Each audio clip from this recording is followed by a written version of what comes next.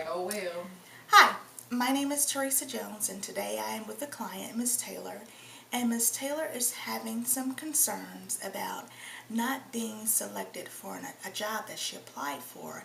And she's having a little issues with that, a little frustration, and some other issues that she's feeling towards this opportunity that, in her opinion, was lost. So I'm going to let Ms. Taylor go ahead and get started with explaining this particular issue with you.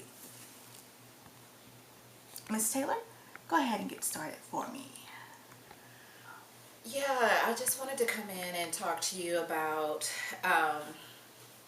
what's been going on. Recently, I applied for a position within the department where I work, and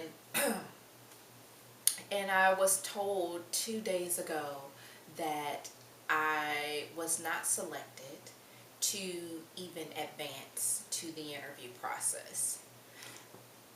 What I want to do is also, Ms. Taylor, let them know that this is a position that you're working as an intern with right now. You just finished up with your master's, and in this position, you're an intern, and a position came available in this department. So your boss already knows the type of work that you do and knows your whole demeanor and everything. So this was a part of the frustration that you had. So go ahead and talk about that a little bit. Okay, sure. Um, it was similar to an internship. I was working temporary. Originally, I was hired as a student worker, and I for the whole time of my graduate coursework, I worked there 20 hours a week, faithfully every week for the past 2 years. So I really wanted to make a really good impression. So I came in doing above and beyond, trying to do the best job that I can. A lot of sacrifice, a lot of self-sacrifice, I would classify it as, because I stayed late many hours. I did things that um, that just exceeded what was in the job description of what was required. And there were other opportunities that uh, were presented to me as a student, other internships that were available with other well-known, reputable agencies within the city that would look great on my resume and would have given me great experience. But I really value the student position that I had within the college where I worked. And so I invested myself in making that good impression, on making that lasting impression, on doing trying to do such a good job, with hopes that it would pay off in the end. You kind of let go of you see other opportunities, but you go after this one that you have in the hand, thinking that it will pay off. With that being said, do you feel that you hate that you made this particular decision, or was it still of value to you? It's still a value to me. Um, I guess at times I wonder, did I make the right decision? Should I have passed up the opportunity to possibly do an internship at a well-known, reputable hospital here in Houston, at MD Anderson, or at the VA hospital here in Houston? And those, in my field of work, in social work, those are very reputable agencies to work with. And I had the opportunity to at least apply. And now that it's over, and I basically feel like I gave 110% to support the director that I was working for as a student position, and I didn't want to leave. I was committed to the position, but I also felt committed to her, that I wanted to fulfill what I had started with her and continue to assist her and making her look good, with hopes that it would pay off for me in the end as well. Okay, well, with that being said, what position was it? What position that you applied for under your particular manager? I applied for a position that was titled Constituent Event Coordinator, which the job description was detailed basically off of everything that I have been doing for her for the past 2 years. And so when she came to me and said, actually prior to her notifying me that I wasn't even selected for the interview process, I went to her to express that I had interest in the position. And she encouraged me. She told me, wow, yeah, I didn't know you were interested. You should apply for it. And I began to explain to her how I've worked in event coordinating with a large company like AIG, which is where I worked, how I've worked with other nonprofit organizations, with churches, and primarily nonprofits with churches, and then the event planning that I did for a community center that was part of Harris County.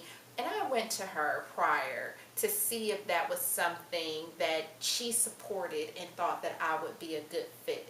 And she encouraged. So if I hadn't expressed that interest to her and say, hey, this is something that I'm thinking about, and she said, yeah, I think that would be great. Go ahead and update your resume, show all that work, and it helps to know someone on the search committee. So I just felt like I was misled. No, she can't guarantee me the position, and I understand that. I realize that. But the fact that she later tells me that there were only 10 people that they advanced and I wasn't selected gave me the inclination that you knew you didn't want me when I went to you the first time. So why lead me on? It's like stringing the cheese before the mouse, the carrot before the rabbit, and you know good and darn well that you're not going to give that carrot to the rabbit. So what I'm hearing is you feel a little disappointed. Disappointed, yes. Frustrated, yes. Angry, yes. And it's because you felt like you were being led on to even apply for the position?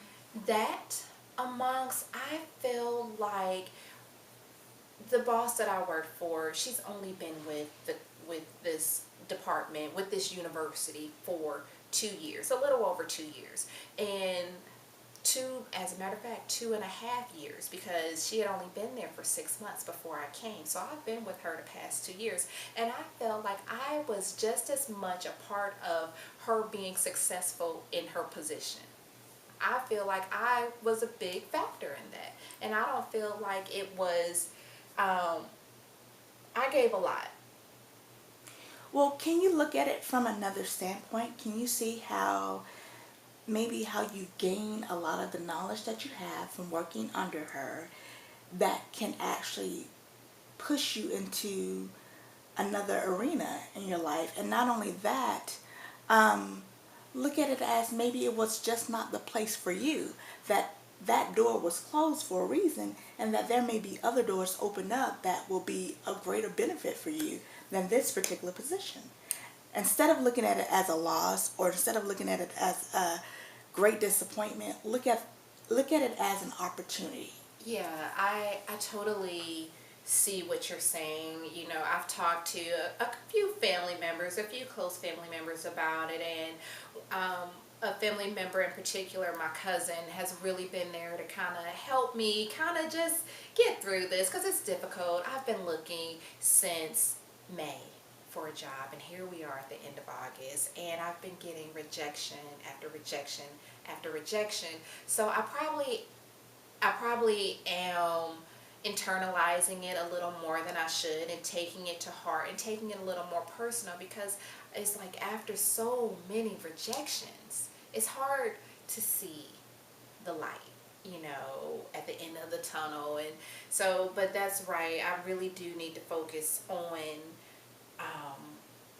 the skill set that I gained. I've learned a lot. I didn't know anything about fundraising or anything about development for nonprofits prior to taking this position, about proposal writing, and that I learned a lot of. I know the key terms to use now that I didn't know what it was called. I was doing it all along from my prior job, my prior career in real estate, but I didn't know the proper terms in fundraising, that they call it prospecting and stewardship and cultivating. We have a whole nother terminology in real estate. So I have learned the lingo of what these employers are looking for and how to write on a professional, technical level. So it sounds to me that you gained great skills and knowledge behind this job for 2 years. Yeah, I have. I've gained a lot. so I guess I really need to focus on that and not so much on the fact that I did not get the job that I applied for and that I have basically been doing for the past 2 years. But just know that there is another job that's out there that's for me. And I can say that I have been, during this whole job search, again, it's just really getting me to exercise my faith and praying and believing God, and even when it looks down and I'm just like, okay, I know God got something out there for me. And part of my prayer has been, Father, I only want to be where you have me. I don't want to be out of position, because when you're out of position, it doesn't work well. It's like trying to put a puzzle, a square, a round peg in a, I'm trying to say, a Yeah. round thing in a square hole. Right, So exactly. I don't want to be out of position. I don't want to take a job that's not for me. And that opens up a great ending of this conversation. One of the things that I don't like to necessarily throw out your relationship with God, but since you brought it up, one of the things that we must